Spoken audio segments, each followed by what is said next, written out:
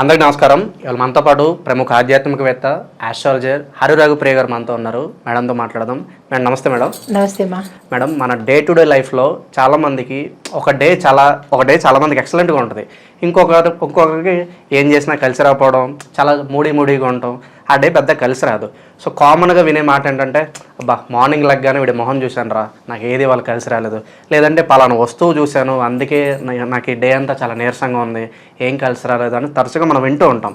మరి నిజంగానే ఒకళ్ళ మొహం కానీ ఒకళ్ళ మొహాలు చూడడం ద్వారా డే అంతా అలా కలిసి రాకపోవడం, లేదంటే ఏదన్నా వస్తువు చూడడం ద్వారా మనకు డే అంతా జరగడం, ఇలాంటివన్నీ జరుగుతాయి అంటారా? తప్పకుండా ఉన్నాయి. ఇది అందరికీ ఉపయోగపడే ప్రశ్న ఇది. అయితే మనం జనరల్గా మన పెద్దవాళ్ళు ఏమంటారు, లేస్తూనే మన కరదర్శనం చేసుకోమని చెప్తారు. కానీ మనం ఒక్కొక్కసారి ఏం చేస్తున్నామంటే కరదర్శనం కన్నా చెరదర్శనం చేస్తున్నాం. అంటే చెరవాణి దర్శనం, ఆ ఫోన్ చూస్తుంటాము. దానికన్నా ముందంటే ఫోన్ వెతుక్కోవడానికైనా మన కళ్ళు తెరవాలి కదా. ఆ కళ్ళు తెరిచే సమయంలో మీరన్నట్టు ఏంటంటే ఒక్కొక్కళ్ళ మొహాలు చూస్తే అది వాస్తవమే. ఎలాంటి మొహాలు చూస్తే తప్పు అనేది చెప్తాను. మనం లేచేదానికన్నా ముందుగా మనం చూసేవాళ్ళు పాచిముఖంతో ఉండడం కానీ, స్త్రీలైతే బొట్టు లేకుండా ఉండడము, గాజులు లేకుండా ఉండడము కానీ, తర్వాత చిన్నపిల్లలైతే కనుక చెరిగిపోయిన జుట్టుతో ఉండడం కానీ, ఇలాంటి అంటే మన చెడుగా ఉండే, అంటే నీట్గా లేనిది, మనం కరెక్ట్గా చెప్పాలంటే ఒక పాజిటివ్ మైండ్తో పాజిటివ్ అలా ఉండే వ్యక్తులు కాని వాళ్ళ ముఖం కనుక లేస్తూ చూసినట్టయితే కనుక ఆ రోజు మనకు అన్నీ చెడే జరుగుతాయి. ఒక్కొక్కసారి రక్తాన్ని చూసే అవకాశం కూడా కనబడుతుంది. రక్తం అంటే ఏర్లై పారే రక్తం అని కాదు, మనం కట్ చేస్తున్నప్పుడు గబుక్కన తెగడమో, పొరపాటున ఏదైనా గుచ్చుకొని రక్తం అయితే చూడడం అనేది జరుగుతుంది. ఈవెన్ పినీసు తగిలినా కానీ మనకి చాలా రక్తం అయితే కనబడుతుంది. ఇలాంటి వారి ముఖం చూడడం వల్ల వాళ్ళు ఎవరైనా కావచ్చు, పాచి ముఖంతో ఉన్నవారి దర్శనం కనుక మనం చేసినట్టయితే రక్తం కళ్ళ చూసే అవకాశం ఉంటుంది. రెండవ వస్తువు, సరే ఎవరూ రాలేదు మనని లేపడానికో, లేకపోతే మనమే లేచాము, మన ఎదురుకుండా విరిగిపోయిన వస్తువులు కానీ, లేదా వాచి కానీ, అద్దం కానీ ఉన్నట్టయితే కూడా ఆ రోజంతా మనకి ఏ మంచి పనులు జరగవు. చాలా మంది ఆ వస్తువులు ఫేవరెట్ అని చెప్పి పగిలినా కూడా పడేయకుండా అలా దాచుకుంటారు. అది దాచుకున్న తర్వాత దాచుకోండి. యాక్చువల్గా దాచకూడదు. కాకపోతే అది ఇంకా తప్పదు అని అనుకున్నప్పుడు వేరే పెట్టుకోవాలి. కానీ మనం దాన్ని చూసేటట్టుగా పెట్టుకున్నట్టయితే కనుక ఆ రోజంతా ఏ పని కాదు. ఒక్కొక్కసారి ప్రమాదాలు జరుగుతాయి, ఒక్కొక్కసారి మనకి మనమే నెగిటివ్గా థాట్స్ వచ్చే అవకాశం కనపడుతుంది. ప్రత్యేకించి అద్దాన్ని, వాచీని మనం అస్సలు చూడకూడదు లేస్తూనే. దానివల్ల ఇటువంటి ప్రమాదాలు జరుగుతాయి. కొంతమంది లేస్తూనే వాళ్ళ పెట్ డాగ్స్ని చూస్తూ లేస్తారు. మనకి పెట్టయితే అవ్వచ్చేమో కానీ అది జంతువే కదా. మరి డాగ్స్ చూసి అలా లేసినా కూడా పెద్ద అది కలిసి రాదు. అంటే ఏదైనా సరే మనకి మంచి వేలో వెళ్ళేది సరిగా జరగకపోవడం, అనుకున్న పనులు జరగకపోవడం, డిలే అవ్వడము, అసలు ఆ పని ఎప్పటికీ కాకపోవడము, మనకి మనసుకి మంచిగా అనిపించకపోవడం, ఆ వైబ్రేషన్స్ మనకి తెలిసిపోతూ ఉంటాయి. అందుకనే ఏం చెప్పారు అంటే లేస్తూనే కరదర్శనం చూడాలి. అది కూడా ఒక్కొక్కసారి మనం మర్చిపోతూ ఉంటాం హడావిల్లో. అందుకనే ఎదురుకుండా ఇష్టదైవాన్ని పెట్టుకోవాలి. ఇష్టదైవాన్ని పెట్టుకునే అవకాశం మనం పడుకునే దిక్కుకి లేదు అని అనుకోండి, అప్పుడు మన తల కిందైనా పెట్టుకుని అలవాటుగా చూసుకున్నట్టయితే కనుక మనకి ఆ రోజంతా మంచి జరిగే అవకాశం ఉంటుంది. ఇది మూఢనమ్మకం కాదు, నమ్మకము జరిగింది కూడా. డైలీ ఒక్కసారన్నా తల్లిదండ్రుల ఆశీర్వాదం తీసుకోవాలి ఖచ్చితంగా అంటారు. మరి ఇవాళ రోజుల్లో ఎవరు అలాంటి ఆశీర్వాదాలు ఎవరన్నా తీసుకుంటున్నారా? డైలీ ఒక్కసారన్నా తీసుకోవాలని చెప్పి పెద్దలు కూడా అంటూ ఉంటారు. మరి అటువంటి ఆశీర్వాదాలు ఏమైపోయినాయి అంటారు? ఈ రోజుల్లో ఎవరన్నా తీసుకుంటున్నారా మీ ప్రకారంగా? తీసుకోవాలి, తప్పకుండా తీసుకోవాలి. దేవుణ్ణి మర్చిపోయినా పర్వాలేదు కానీ తల్లిదండ్రుల ఆశీస్సు మాత్రం తప్పకుండా తీసుకోవాలి. మీరన్నట్టు ఈరోజు ఎవరు తీసుకోవట్లేదు అని అంటే దానికి వెనకాల తల్లిదండ్రుల ప్రవర్తన కూడా అలాగే ఉంటుంది. అంటే కనంగానే తల్లిదండ్రులు అయిపోరు కదా. ఇక్కడ తల్లిదండ్రులకు కోపం వచ్చినా నాకేమీ నష్టం లేదు. ఎందుకు అంటే మనం ప్రవర్తించే తీరుని బట్టే పిల్లలు కూడా మనతో పాటు ప్రవర్తిస్తారు. యాజ్ ఎ సైకాలజిస్ట్ నేను చాలా మందికి నా క్లాసెస్లో చెప్తూ ఉంటాను. ఎందుకంటే తల్లిదండ్రులు ముందు మనం ప్రవర్తించే తీరుని బట్టే పిల్లలకి మనకి దండం పెట్టాలనే ఆలోచన వస్తుంది. అది ఒక పాయింట్. అయితే మనం మన తల్లిదండ్రులకి ఫోటోలకి కానీ లేదా వాస్తవంగా వాళ్ళు చూసేటట్టు మన తల్లిదండ్రులకు కనుక దండం పెట్టినట్టయితే ప్రతిరోజు కూడా అదే వాళ్ళు ఆచరిస్తారు. దీని ప్రకారంగా చెప్పదగింది ఏంటంటే తల్లిదండ్రుల తాలూకా పాత్రని మనం సవ్యంగా చేసినట్టయితే తప్పకుండా చేస్తారు. తర్వాత పెడితే వచ్చే ఫలితాలు ఏమిటి అంటే తల్లిదండ్రులుగానే తీసుకుందాము. ఈ కాలం తల్లిదండ్రులు ఆ కాలం తల్లిదండ్రులు అనే మాట తీసేసి తల్లిదండ్రులకి నమస్కారం చేసినట్టయితే కనుక ఆయుష్ వృద్ధి అవుతుంది. ఎలా వృద్ధి అవుతుంది? మనకు ఆల్రెడీ రాసేసి ఉన్నారు కదా అన్న సందేహం మీకు రావచ్చు. అంటే ప్రమాదాలు జరిగి కొంతమంది యాక్సిడెంట్లో చనిపోయే అవకాశం ఉంటుంది. అంటే భగవంతుడు ప్రతి మన లైఫ్ అనే పేజీలో ఒక పేజీని ఖాళీగా ఉంచేస్తాడు.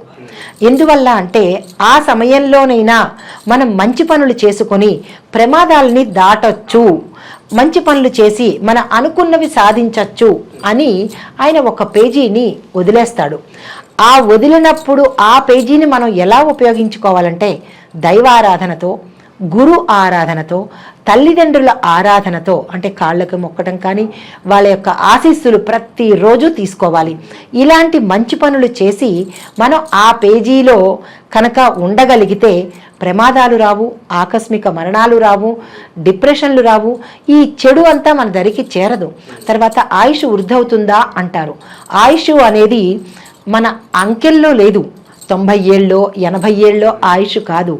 మనం తీసే ఉచ్ఛ్వాస నిశ్వాసలే భగవంతుడు ప్రణాళిక వేస్తాడు. అంటే భగవంతుడికి ఈ లెక్కలు తెలియవు కదా. తెలీదు అంటే మళ్ళీ ఇంకోలా అనుకుంటారేమో. లెక్కలు అంటే 80 ఏళ్ళు 90 ఏళ్ళు ఆ బర్త్డేలో ఆయన లెక్క కట్టడు. ప్రతి మనిషి తీసే ఉచ్ఛ్వాస నిశ్వాసని ఒకటిగా లెక్క కడతాడు. ఆ లెక్క ఆయన దగ్గర ఉంటుంది. మనకి ప్రాణం పోసినప్పుడే ఇన్ని శ్వాసలు వీడు తీస్తాడు అని లెక్క వేసేస్తాడు. ఆ వేసినప్పుడు ఒక్కొక్కసారి మీరు గమనించినట్టయితే నిజంగా మనం ఉచ్ఛ్వాస నిశ్వాసలు పూర్తిగా తీస్తున్నామా? తీయట్లేదుగా. ఊపిరి పూర్తిగా తీయడము, ఊపిరి పూర్తిగా లోపలికి తీసుకోవడం చేయట్లేదు. మీరు గమనించినట్టయితే సగం సగమే తీస్తున్నాము, పూర్తిగా శ్వాసను తీయట్లేదు. ఆ పరంగా మన ఆయుష్ని మనమే తగ్గించుకుంటున్నాము. ఇది ఏజ్ కాదు. 50 ఏళ్ళు నిండాయండి, అర్ధంతరంగా చనిపోయాడు. 50 ఏళ్ళు నిండి చనిపోలేదు, ఆయన శ్వాస లెక్క తీరిపోయింది. కాబట్టి అందుకే ప్రతి ఒక్కళ్ళు ఉచ్ఛ్వాస నిశ్వాసలు పూర్తిగా తీయాలి అంటారనమాట. సో ఇలాంటి పనులు మనకి మర్చిపోయినవి ఈ తల్లిదండ్రుల యొక్క ఆశీర్వాదం వల్ల ఏమని కోరుకుంటారు? నా కొడుకు కానీ నా కూతురు కానీ పూర్ణాయుర్దాయంతో ఉండాలి అంటారు. ఈ ఆయుష్, ఈ ఆశీర్వచనము ఆ పేజీలో లిఖించబడుతుందన్నమాట.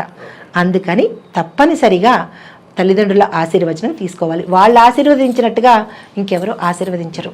మేడం అలాగే ఒకరి చెప్పులు ఇంకొకరు దొంగతనం చేస్తే వీళ్ళకున్న దరిద్రం అంతా వాళ్ళకు చుట్టుకుంటుంది అని కామన్గా మనం ఎక్కడైనా వింటూనే ఉంటాం. మరి దీనిలో ఎంతవరకు వాస్తవం అంటారు? నిజంగా దరిద్రం అనేది ట్రాన్స్ఫర్ జరుగుతుందా చెప్పులు దొంగతనం చేస్తే కనుక? డెఫినెట్గా. దరిద్రము అనేదానికన్నా దరిద్రం అంటే ఏంటి? శనేశ్వరుడి బాధలే కదా. ఆ శనేశ్వరుడు కర్మ ప్రదాత. సో ఆయన ఇచ్చే బాధలే దరిద్రం అంతే. అంటే ఒక చెప్పులే కాదు, ఏ వస్తువైనా, అంటే లైక్ బట్టలు కానీ, వాచి కానీ, వెండి వస్తువులు కానీ, ఇలాంటివి ఒకరి దగ్గర నుంచి ఒకరు తీసుకోకపోవడం అనేది ఒక తప్పనిసరి ఇదనమాట.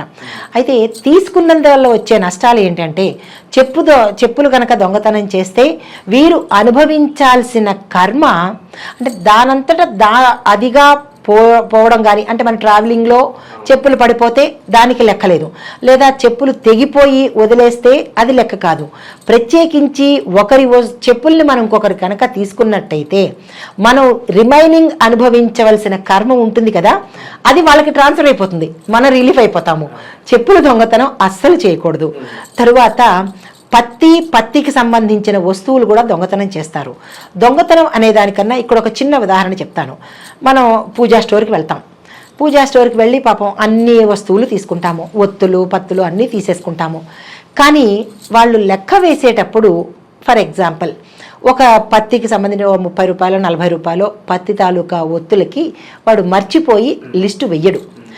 ఇక్కడ తీసుకునే వాళ్ళు ఏమనుకుంటారు, అమ్మో భలే దీనికి డబ్బులు వేయలేదు కదా, పత్తికి సంబంధించి ఓ 40 రూపాయలు మనకి సేవ్ అయ్యింది అనుకుని వాళ్ళకి చెప్పకుండా తెచ్చేసుకుంటారు. నూనె పత్తి అంటే ఒత్తులు అన్నమాట.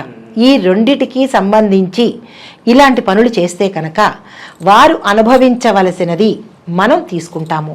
ఆ పత్తి ఒత్తుల వల్ల ఏం తీసుకుంటామంటే మీరు గమనించే ఉంటారు, కొంతమంది శరీరం మీద ప్యాచెస్ ఉంటూ ఉంటాయి, సోరియాసిస్ అంటారు.